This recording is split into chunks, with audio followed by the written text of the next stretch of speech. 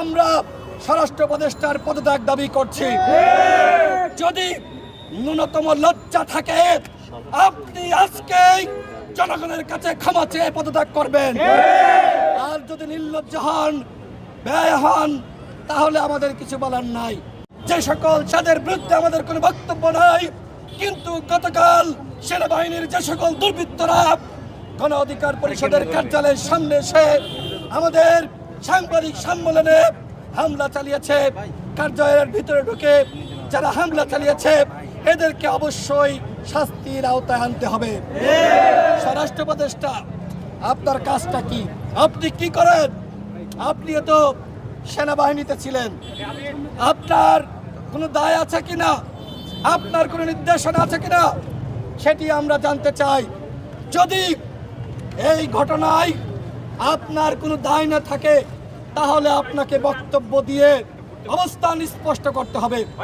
অন্যথায় যদি আপনি চুপ থাকেন আমরা ধরে নিব গণ অধিকার পরিষদের সভাপতি নুরুল হক নূর সহ আমাদেরকে যে রক্তাক্ত করা হয়েছে এই ঘটনার সাথে আপনিও জড়িত।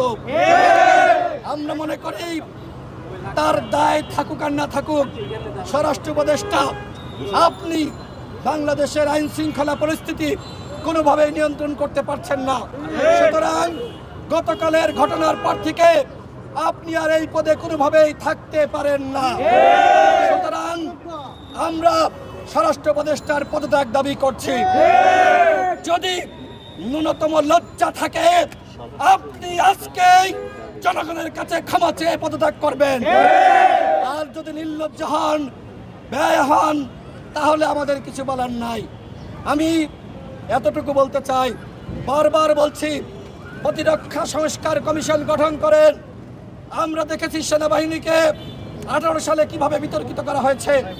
শেখ হাসিনা সেনাবাহিনীর ঊর্ধ্বতন পদে বিভিন্ন আওয়ামী ফ্যাসিবাদের দশরদারকে বসিয়েছে।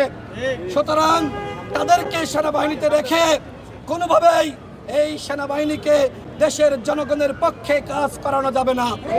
সুতরাং সেনাপ্রধানকে বলবো, আপনি সেনাবাহিনীর মধ্যে যারা ফ্যাসিবাদের দশর আছে তাদেরকে ওই জিয়াউল আহসানের মতন চাকরিচ্যুত করুন। জনগণের কাছে আপনি তাদের নাম প্রকাশ করুন। নতুবা আপনি যদি চুপ থাকেন, আপনি যদি তাদের বিষয়ে কোনো পদক্ষেপ গ্রহণ না করেন তাহলে আমরা মনে করব যে আপনি তাদের আশ্রয় প্রশ্রয় দিচ্ছেন। আমরা সবসময় সেনাবাহিনীর প্রতি আমাদের উদারতা, আমাদের শ্রদ্ধা, আমাদের ভক্তি ভালোবাসা ছিল এবং থাকবে। আমার নিজের পরিবারেও সেনাবাহিনীর সদস্য রয়েছে, আমার অসংখ্য আত্মীয় স্বজন সেনাবাহিনীতে রয়েছে। শুধু আমার না, আমাদের প্রত্যেকের পরিবারে সেনাবাহিনীর সদস্য রয়েছে। সেই সেনাবাহিনী কলুষিত হোক, সেনাবাহিনী বিতর্কিত হোক, আমরা তো সেইটা চাইতে পারি না।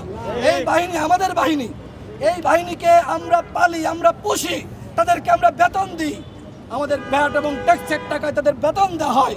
আর সেই বাহিনী ফ্যাসিবাদের পক্ষে অবস্থান নিয়ে, জাতীয় পার্টির পক্ষে অবস্থান নিয়ে আজকে আমাদেরকে হামলা করবে। অনেকে বলছে যে আমরা নাকি জাতীয় পার্টির কার্যালয়ের সামনে গিয়েছি। চ্যালেঞ্জ করে বলতে পারি, নুরুল হক নূর, রাশেদ খান এবং আমাদের শীর্ষ নেতৃবৃন্দরা কেউ জাতীয় পার্টির কার্যালয়ের সামনে যায় নাই।